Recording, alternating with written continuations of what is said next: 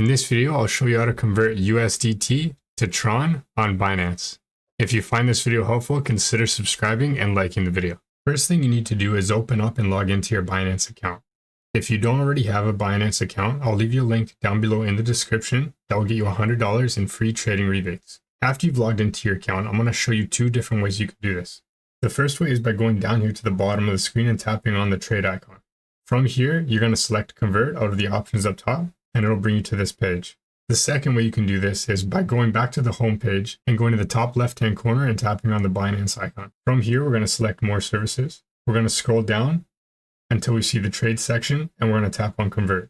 Since we want to convert USDT into TRX, we're going to go to the from section and we're going to select USDT out of the list. If you don't see it in the list, search for it in the search bar.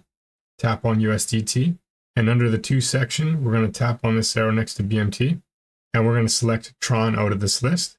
If you don't see TRON in the list, you can simply search for it in the search bar up top. Tap on TRON or TRX.